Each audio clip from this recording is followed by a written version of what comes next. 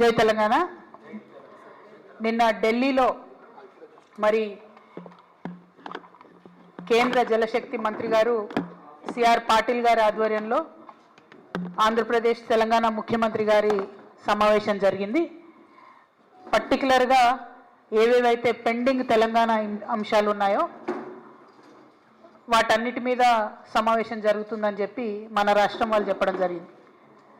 కానీ బనకచెర్ల మీద కూడా సమావేశం ఉంటుందని అవతల రాష్ట్రం వాళ్ళు చెప్పడం జరిగింది. ఆ టైంలో మన సీఎంఓ నుంచి మన తెలంగాణ ముఖ్యమంత్రి రేవంత్ రెడ్డి గారి ఆఫీస్ నుండి బాగా మేకపోతు గాంభీర్యాన్ని ప్రదర్శిస్తూ బనకచెర్ల ఇష్యూ చర్చకు వస్తే మేము పోమని చెప్పి లీక్లు ఇవ్వడం జరిగింది ముందు రోజు. కానీ తీరా తెల్లారి చూస్తే ఏమైందో ఏమో మరి చాలా సంబరంగా ఉత్తమ్ కుమార్ రెడ్డి గారు రేవంత్ రెడ్డి గారు ఇద్దరు కూడా పోయి మరి చంద్రబాబు నాయుడు గారిని ఎదుర్కొని సన్మానం చేసి ఆ ఫోటోలు వీడియోలు చూస్తుంటే అయితే పండగ వాతావరణం కనబడ్డది. మరి అన్నీ చేసి కూర్చున్నారు. సరే మీటింగ్ పోయినరు. మీటింగ్ పోయినాక నేను మీ అందరికీ తెలుసు ఎప్పుడు కూడా సమాచారం లేకుండా మాట్లాడను, నిర్దిష్టమైనటువంటి ఆధారాలు లేకుండా మాట్లాడను. వీళ్ళు మీటింగ్కి పోయినరు, జలశక్తి మీటింగ్కి. మొట్టమొదటి అంశమే ఎజెండాలో బనకచెర్ల జరిగింది. అక్కడ మొట్టమొదటి అంశం బనకచెర్ల ఉంటే కూడా కనీసం పౌరుషం లేకుండా సిగ్గు లేకుండా ముఖ్యమంత్రి గారు మన ఇరిగేషన్ శాఖ మంత్రి గారు మీటింగ్ మొత్తం కూడా కూర్చొని అప్పనంగా గోదావరి జలాలని గిఫ్ట్ లెక్క చంద్రబాబు నాయుడు గారి చేతిలో పెట్టి రిటర్న్ రావడం జరిగింది. ఎంత దారుణం అంటే ఇది, ఈ బనకచెర్ల ప్రాజెక్టు కనుక జరిగితే గోదావరి జలాలలో తెలంగాణ యొక్క హక్కులు శాశ్వతంగా హరించిపోతాయి. ఈ విషయం తెలుసు, ముఖ్యమంత్రి గారికి తెలుసు, ఉత్తమ్ కుమార్ రెడ్డి గారికి తెలుసు. అయినా అటెండ్ అయినరు, అయినా పోయి ఉల్టా సన్మానాలు చేయించుకొని దండలు వేయించుకొని నీళ్లు అప్పనంగా అప్పచెప్పి వెనక్కి రావడం జరిగింది. నిజంగా ఎంత బాధ అనిపించిందంటే ఆడ చంద్రబాబు నాయుడు గారు సన్మానం చేస్తుంటే ముఖ్యమంత్రి గారి ముఖం ఆనందంతో వెలిగిపోతున్నది. కానీ నాకైతే బలిక బక్రాన్ చూసినట్టు అనిపించింది. కానీ ఇక్కడ బలయ్యేది ఎవరు? తెలంగాణ ప్రజలు. తెలంగాణ ప్రజల యొక్క హక్కులు, గోదావరి నదీ జలాల్లో శాశ్వతంగా హక్కులు కోల్పోతాం. ఇది వాస్తవం, ఇది జరిగింది అక్కడ. ఎందుకంటే ప్రెస్ ఇన్ఫర్మేషన్ బ్యూరో తెలుగులో ఒక ప్రెస్ నోట్ ఇచ్చింది, ఇంగ్లీష్లో ఒక ప్రెస్ నోట్ ఇచ్చింది. మరి వాళ్ళు పర్టికులర్గా చెప్పడం జరిగింది, ఎజెండాలో బనకచెర్ల ఇష్యూ చర్చించినాం, పవర్ పాయింట్ ప్రజెంటేషన్ కూడా ఇచ్చినాం అన్నటువంటి అంశం ప్రెస్ ఇన్ఫర్మేషన్ బ్యూరో చెప్పడం జరిగింది. బయటకు వచ్చి ప్రెస్ మీట్ పెట్టి దారుణంగా మన ముఖ్యమంత్రి గారు బుకాయిస్తున్నాడు, ఆయన బొంకుతున్నాడు. అరే జరగనే లేదు, వాళ్ళు అడిగితే కదా మేము కట్టేది. ఎంత దారుణం ఇది! ఇంత సిగ్గులేనితనం ఉంటుందా? ఇంత ఘోరం ఉంటుందా? ఇంత అన్యాయం ఉంటుందా? జరిగింది వాస్తవంగా. అక్కడ అంతమంది సీనియర్ ఆంధ్ర ఇంజనీర్లు ఉన్నారు, ఇక్కడ సీనియర్ తెలంగాణ ఇంజనీర్లు ఉన్నారు. జరుగుతున్నటువంటి నష్టం ఏంది, మీరు ప్రదర్శిస్తున్నటువంటి వైఖరేంది? ఇంత నాన్ సీరియస్గా ఉండేటటువంటి ముఖ్యమంత్రికి నిజంగా మన రాష్ట్రాన్ని పరిపాలన చేసే హక్కే లేదు. ముఖ్యమంత్రి గారు తక్షణమే రాజీనామా చేయాలని ఈ సందర్భంగా నేను డిమాండ్ చేస్తూ ఉన్నాను. ఇక ముఖ్యమంత్రి గారు ఇంకో మాట అంటాడు, ఆ మీటింగ్లో మేము 4 విజయాలు సాధించినామని చెప్తున్నాడు. ఆ 4 విజయాలు ఏంటిది? ఒకటి, టెలిమెట్రీకి సంబంధించినటువంటి ఇన్స్ట్రుమెంట్స్ మేము ఇన్స్టాల్ చేస్తామన్నారు. అందులో కొత్తదనం ఏం లేదు. ఫేజ్ 1 ఎప్పుడో స్టార్ట్ అయింది, ఇది ఫేజ్ 2. అది జరగాల్సిందే, కంటిన్యూషనే. అందులో విషయమే లేదు, ఆయన దాన్ని విజయంగా చెప్తా ఉన్నాడు. అదేవిధంగా ఇంకొక మాట, ఇక్కడ కృష్ణా రివర్ మేనేజ్మెంట్ బోర్డు విజయవాడలో పెట్టాలని కొత్తగా నిర్ణయం అయిందని చెప్తుండ్రు.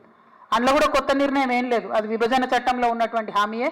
గోదావరి మేనేజ్మెంట్ బోర్డు హైదరాబాద్లో ఉంటే కృష్ణా రివర్ మేనేజ్మెంట్ బోర్డు ఆంధ్రాలో ఉంటుంది. అందులో పెద్ద విషయం ఏం లేదు, కొత్తది లేదు, ఈయన సాధించింది కూడా ఏం లేదు. ఇక శ్రీశైలం రిపేర్లు, మన భూభాగంలో ఉన్నటువంటి నాగార్జున సాగర్ని మనం రిపేర్ చేయాలి, వాళ్ళ భూభాగంలో ఉన్నటువంటి శ్రీశైలంను వాళ్ళు రిపేర్ చేయాలి. అది కూడా విభజన చట్టంలో ఉన్నటువంటిదే. ఇప్పుడు ఈయన కొత్తగా సాధించింది లేదు, తెచ్చింది లేదు. దాన్ని కూడా మా విజయమని చెప్తా ఉన్నారు. ఇక 4వది ఆఫీసర్స్ కమిటీ. ఇది కూడా కొత్త విషయం కాదు. ఇదివరకు కూడా ఇదే నదుల అనుసంధానం విషయం జరిగినప్పుడు ఇప్పుడు కూడా ఆఫీసర్స్ కమిటీ వేసిరు, ఇప్పుడు కూడా ఆఫీసర్స్ కమిటీ వేసిరు. ఇప్పుడు ఆఫీసర్స్ కమిటీలో తెలంగాణ అంశాలన్నిటితో పాటు తెలంగాణకు తీవ్రంగా నష్టం చేసేటటువంటి బనకచెర్లను కూడా యాడ్ చేసిండ్రు. అది ఈయన అక్కడ దగ్గరుండి కూర్చొని చూసి సంతకం పెట్టి ఇక్కడికి వచ్చిండ్రు. అదొకటే కొత్తదనం, అదొకటే ఆయన సాధించుకొచ్చిన విజయం. తెలంగాణ ప్రజల హక్కులన్నింటినీ చంద్రబాబు నాయుడు గారి కాళ్ళ దగ్గర తాకట్టు పెట్టి రావడం తప్పితే ఈ మొత్తం అంశంలో రేవంత్ రెడ్డి గారు సాధించినటువంటి విజయం అనేదే లేదు. ఇవాళ నేను ఆంధ్ర ప్రాంత ప్రజలకు కూడా అప్పీల్ చేస్తూ ఉన్నాను. ఈ బనకచెర్ల ప్రాజెక్టు వల్ల ఆంధ్ర ప్రాంత ప్రజలకు లాభం లేదు.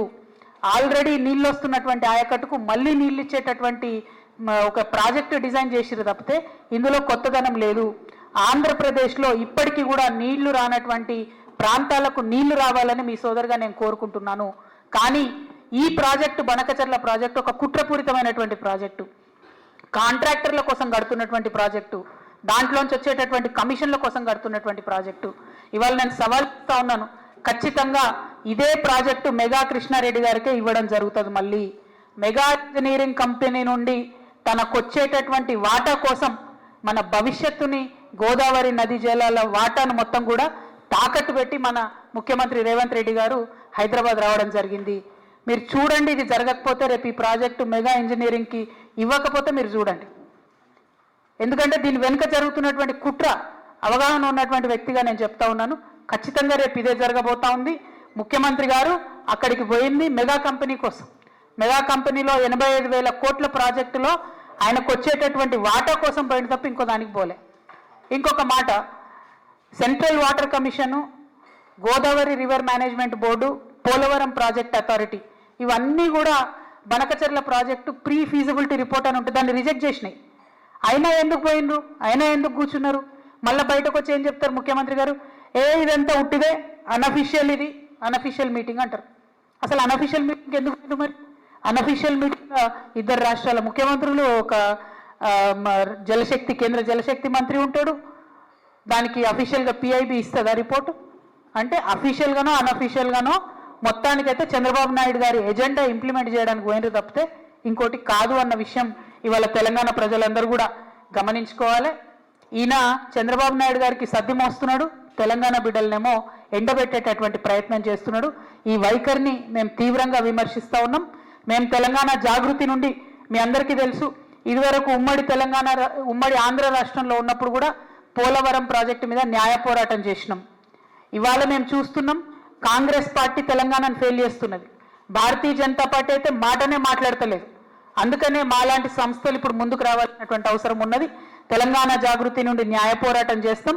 తప్పకుండా బనకచెర్ల ప్రాజెక్టును ఆపి తీరుతామని కూడా ఈ సందర్భంగా మేము తెలియజేస్తా ఉన్నాము. మరి తెలంగాణకు అన్యాయం జరుగుతుంటే మేకపోతు గాంభీర్యం ప్రదర్శించి ప్రజలను మోసం చేస్తున్నటువంటి ముఖ్యమంత్రి గారు ఖచ్చితంగా నేను రిజైన్ చేయాలని చెప్పి కోరుతా ఉన్నాను. అదేవిధంగా నేను ఇంకొక డిమాండ్ కూడా చేస్తున్నా. 21వ తారీఖు నుంచి పార్లమెంటు ప్రారంభమవుతా ఉన్నది. ఈ పార్లమెంటు సమావేశాలలో ఖచ్చితంగా అఖిల పక్షాన్ని తీసుకొని ముఖ్యమంత్రి గారు ఢిల్లీకి పోవాలి. ఒకటి బీసీ బిల్లు విషయం, 2 బనకచెర్ల విషయం, 2 కూడా సాధించుకొని రావాలని చెప్పి ముఖ్యమంత్రి గారిని నేను డిమాండ్ చేస్తూ ఉన్నాను. మళ్ళొక్కసారి ఆంధ్ర ప్రజలకు, ఆంధ్ర ప్రాంత ప్రజలకు కూడా నేను రిక్వెస్ట్ చేస్తున్నా, ఇది కాంట్రాక్టర్ల కోసం, అవినీతి కోసం కట్టేటటువంటి ప్రాజెక్టు తప్పితే ప్రజా ప్రయోజనాల కోసం కట్టే ప్రాజెక్టు కాదు.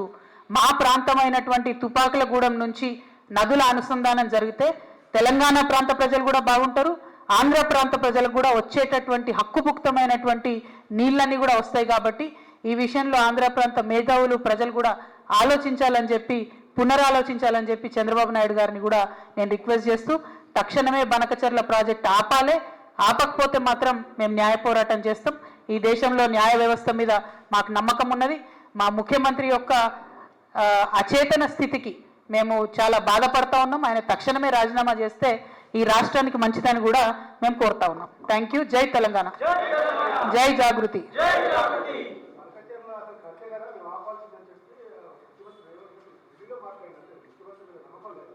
100% లేదు. ఒకటే మీటింగ్కి పోయినటువంటి ఆంధ్ర మంత్రి గారు బయటకు వచ్చేమో మేము బనకచెర్ల కడుతున్నాం, బనకచెర్ల మీద డిస్కషన్ అయిందని చెప్పిండు. ప్రెస్ ఇన్ఫర్మేషన్ బ్యూరో, కేంద్ర ప్రభుత్వ సంస్థ ఇచ్చినటువంటి ప్రెస్ రిపోర్ట్లో కూడా, దాంట్లో కూడా బనకచెర్ల మీద డిస్కషన్ అయింది, ఆఫీసర్స్ కమిటీలో ఉంటుందని చెప్తున్నారు. ఇక ముఖ్యమంత్రి గారు బయటకు వచ్చేమో డిస్కషన్ కాలే అంటుండు. వీరి యొక్క గత చరిత్ర మనకు తెలుసు కదా. ఆయన పెట్టుకున్న ఓట్లు, ఆయన మాట్లాడిన మాటలు, ఆయన ఎగ్గొట్టినటువంటి రైతు బంధులు, రైతు భరోసాలు, కళ్యాణ లక్ష్మిలు అన్నీ మనకు తెలిసినాయి కదా. సో ఆయన చరిత్ర తెలుసు కాబట్టి ఖచ్చితంగా మన ముఖ్యమంత్రే, మన తెలంగాణ ముఖ్యమంత్రే అబద్ధం ఆడుతున్నాడని తేట తెల్లం అయిపోయింది ఇలా ప్రజల ముందట. అందుకే బలంగా చెప్తా ఉన్నాం, ఆయన రాజీనామా చేయాలి, ఆయన పదవిలో కొనసాగేటటువంటి అర్హతనే లేదు. Thank you.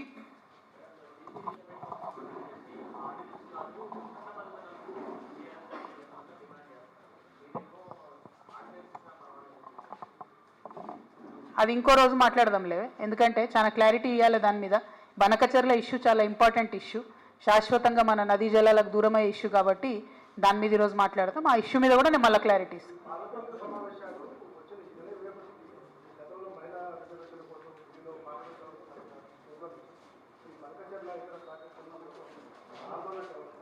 ఇప్పుడు ముఖ్యమంత్రి గారిని మేము డిమాండ్ చేస్తున్నాం, ఆయన అఖిలపక్షం తీసుకొని పోవాలి. ఆయన తీసుకొని పోకపోతే ఢిల్లీకి నేను ఖచ్చితంగా మాకు సహకరించి తోడుగా వచ్చే సంఘాలన్నింటినీ, పార్టీలన్నింటినీ కూడా తీసుకొని కూడా వెళ్తాం. అందులో మోమాటం ఏం లేదు. ఎందుకంటే తెలంగాణ ప్రజల హక్కుల కోసం రాష్ట్ర ముఖ్యమంత్రిగా ఆయన తన బాధ్యతను మర్చిపోవచ్చు, కానీ మేము మర్చిపోలేదు. తెలంగాణ జాగృతిగా న్యాయ పోరాటం చేస్తాం. అవసరమైతే ఢిల్లీ బేస్డ్గా కూడా ఆందోళనకు కూడా రూపకల్పన చేస్తాం.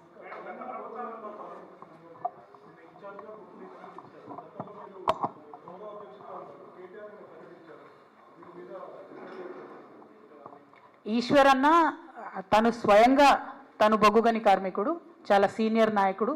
మా జగిత్యాల జిల్లాకు కూడా మేము ఆయనను పెద్దనగా పిలుచుకుంటాం. అటువంటి నాయకుడికి ఇన్ఛార్జ్ ఇవ్వడం డెఫినెట్గా తెలంగాణ బొగ్గుగని కార్మిక సంఘం మంచిగా పనిచేస్తుందని చేయాలని కూడా కోరుకుంటున్నాం. Thank you.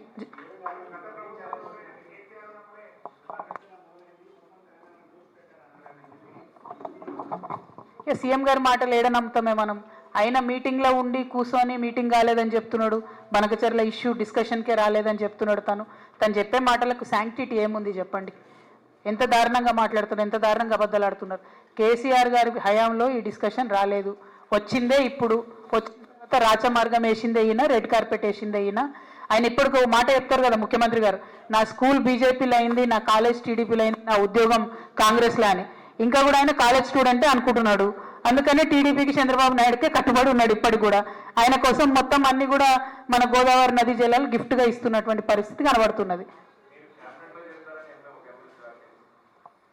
ఇక ఆయన ఎమ్మెల్సీ గురించి నేను మాట్లాడదలుచుకోలేదు, ఆయన జనాభా లెక్కలకెళ్ళి తీసేసిన నేనైతే.